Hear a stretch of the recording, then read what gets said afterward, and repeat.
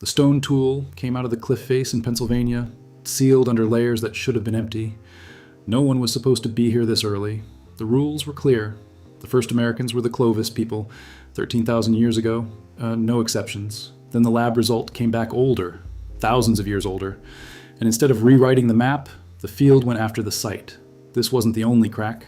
More tools were coming, older dates, footprints pressed into ancient mud, a whole chain of evidence buried under one word: contamination.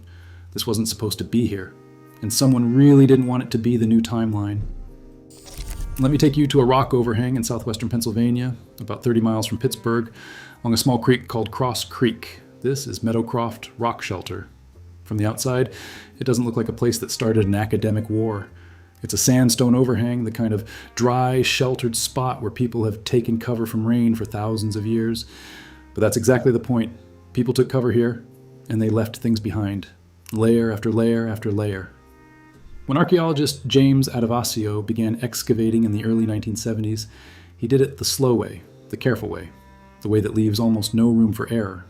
His team peeled the site apart in thin, controlled slices, mapping every flake, every charcoal fleck, every fragment of bone. This wasn't a smash-and-grab dig. It was surgical. And near the bottom, in the deepest cultural layers, they found stone tools, not natural rocks, tools, blades, flakes, the debris of people making things with their hands. Then they sent the charcoal from those layers off for radiocarbon dating. Here's where the trouble started. The dates came back old. Not a little old. The deepest material pushed back towards 16,000 years, and some readings ran even earlier. That was thousands of years before Clovis, and it was happening in the wrong place entirely, because the accepted story went like this. During the last ice age, humans crossed from Siberia into Alaska over a land bridge, exposed by low sea levels. Then they waited, blocked by massive ice sheets, until an ice-free corridor opened up through Canada around 13,000 years ago. They poured south, invented the distinctive Clovis spear point, and became the first Americans. Clean, simple, front door in the northwest. Nothing was supposed to be older than that, especially not in the eastern woodlands of Pennsylvania, far from the corridor's exit. But there it was. Tools in the dirt, under sealed sediment, with dates that broke the wall. The team brushed sediment away from ground that, according to the textbook, should have held nobody at all. The dirt was clean. The dates were the problem. And the field's first answer was almost immediate: contamination. Here's the objection, and it wasn't stupid. Radiocarbon dating measures carbon in organic material.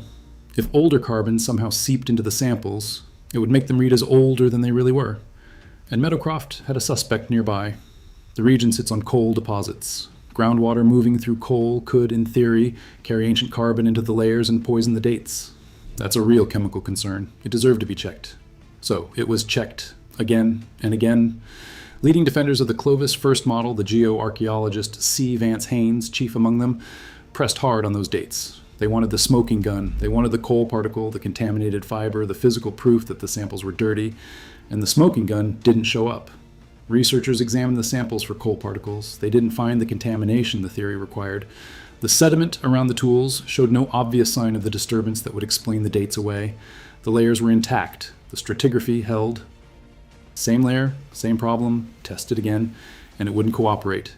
Now sit with what that meant for the people involved. Adovasio wasn't just reporting a date. He was standing in front of a discipline and saying its foundation was wrong. And a discipline built on Clovis first had a lot riding on that foundation. Textbooks were written around it. Museum displays were built around it. Careers had been made defending it. Grant applications assumed it. When your entire field agrees on a story, that story stops being just a story. It becomes the ground everyone stands on. And someone telling you the ground is wrong doesn't feel like a colleague, it feels like a threat. So the pressure wasn't only about carbon. It was about who gets to move the wall. For years, the safer, more comfortable answer was that Meadowcroft was somehow flawed, that Adovasio had made a mistake he couldn't see. And here's the quiet, ugly mechanism at the center of this whole story. You don't have to destroy inconvenient evidence.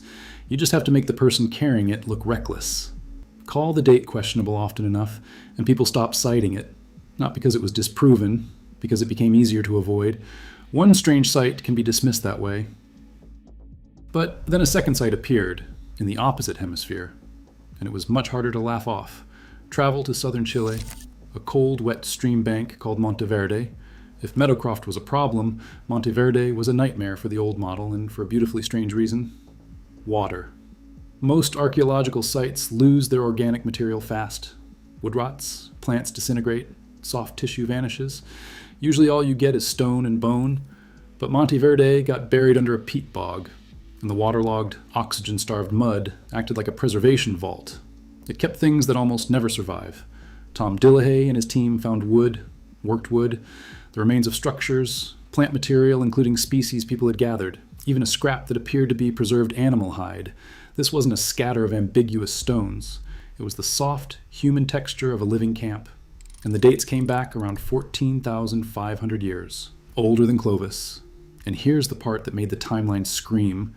Monte Verde is at the bottom of South America, thousands of miles south of that ice-free corridor. Think about what that requires. If people were living in southern Chile 14,500 years ago, they didn't just squeeze through a corridor at 13,000 and sprint. They were already there, at the far end of 2 continents, before the front door was even supposed to be open. Distance became the new problem, and distance is a lot harder to blame on coal.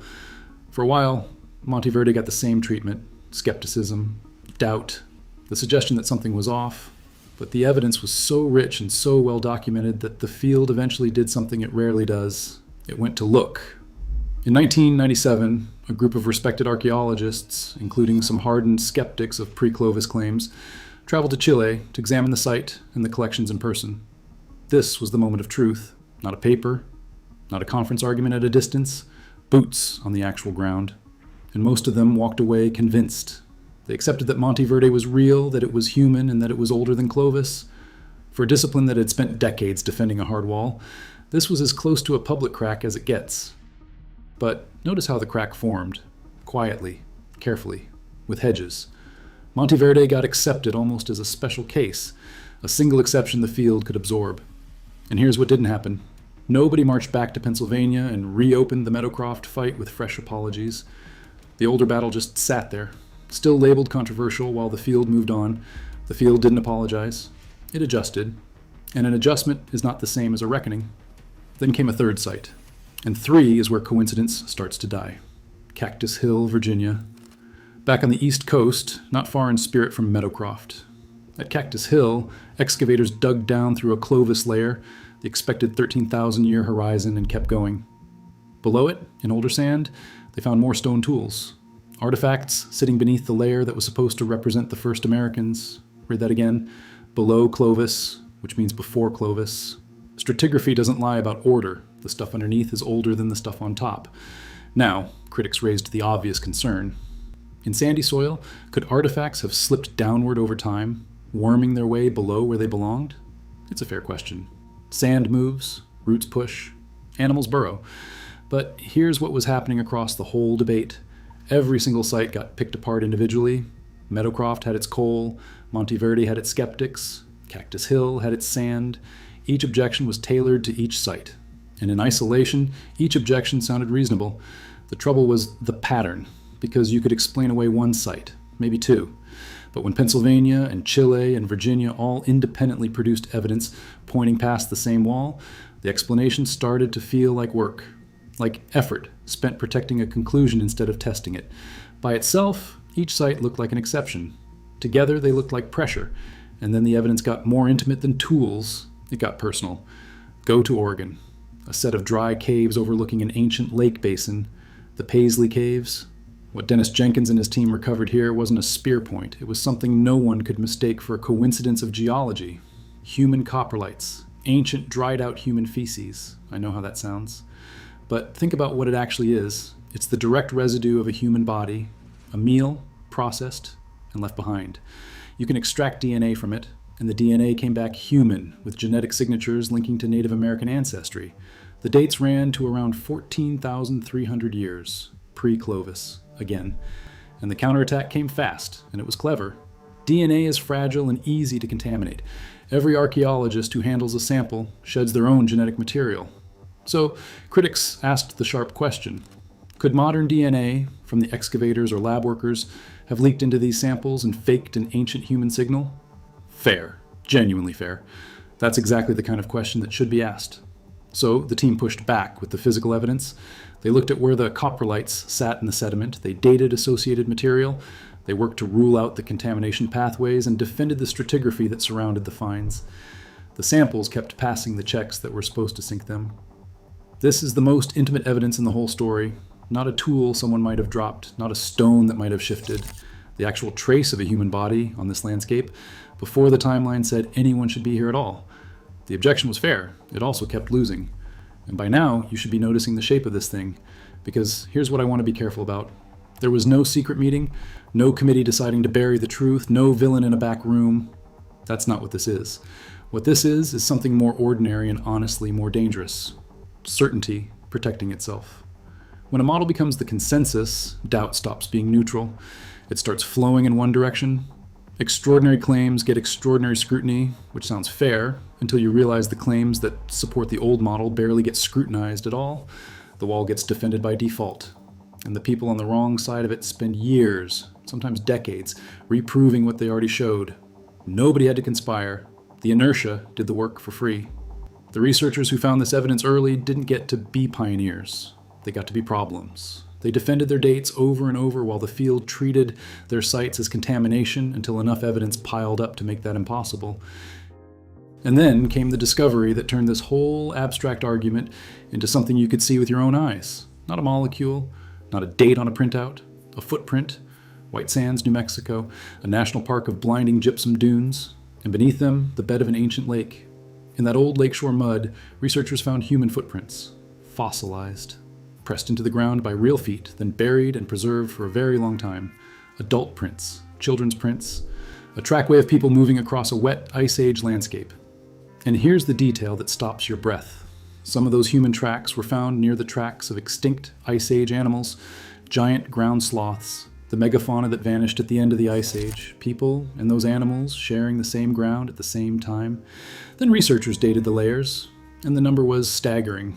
Around 21 to 23,000 years, not 13,000, not 16, more than 20,000 years ago.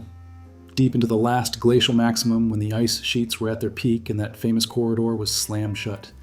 These people were walking across New Mexico thousands of years before the front door was supposed to exist. And this is why footprints hit differently than anything else in the chain. A tool you can argue about. Maybe it fell. Maybe it slipped down through sand. A date you can argue about. Maybe the carbon was contaminated.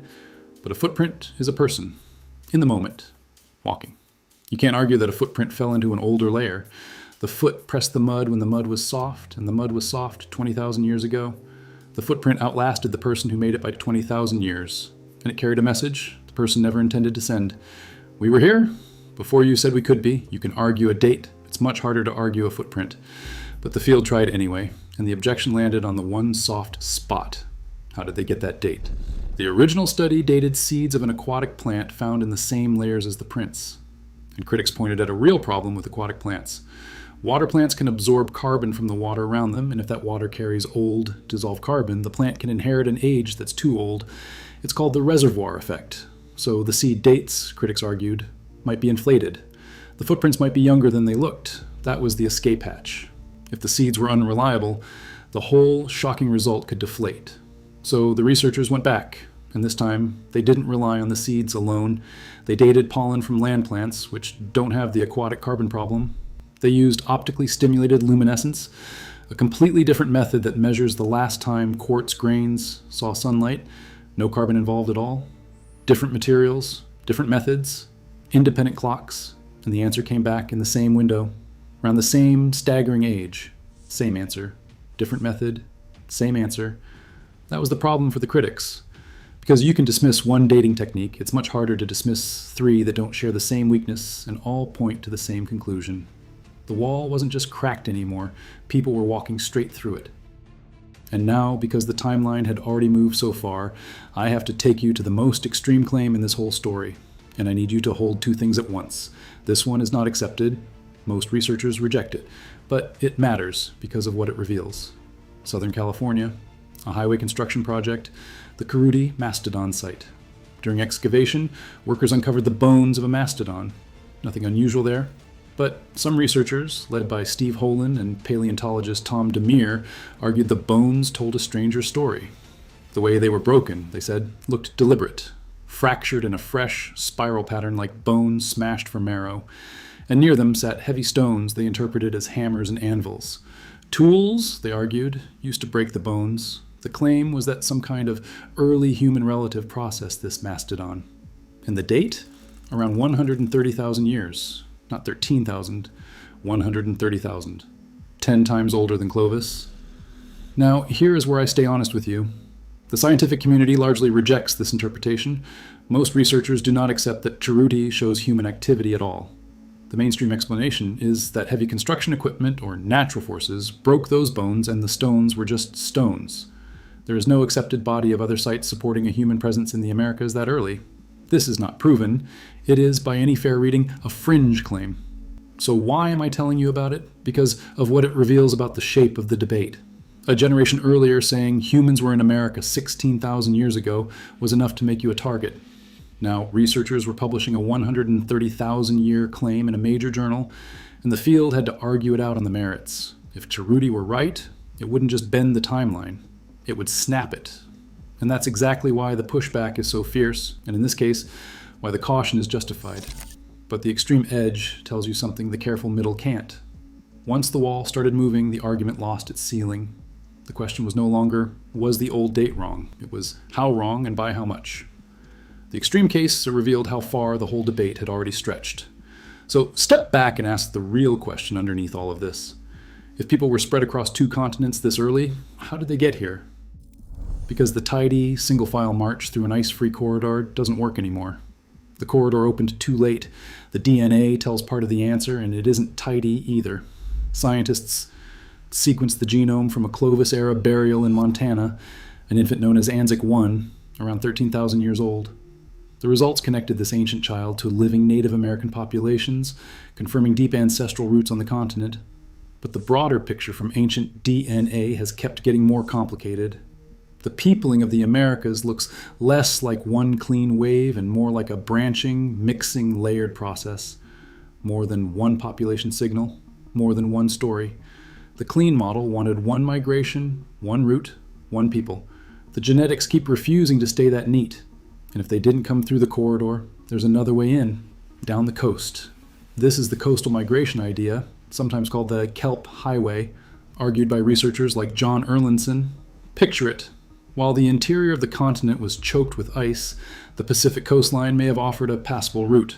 Rich kelp forests, shellfish, seabirds, fish, a continuous ribbon of food running south along the shore, people with boats, or just people hugging the coast, could have moved from Alaska to South America along the water's edge, skipping the frozen interior entirely. It explains the timing. It explains how Monte Verde could be so old and so far south. But it comes with a devastating catch. At the height of the Ice Age, sea levels were far lower than today.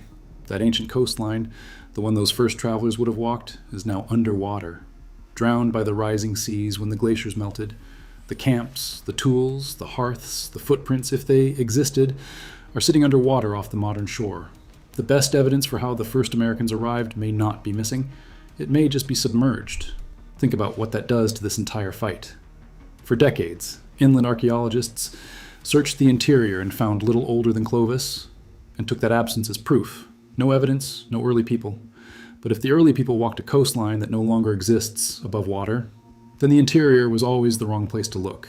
The silence wasn't proof of absence. It was proof that we were digging in the wrong dirt.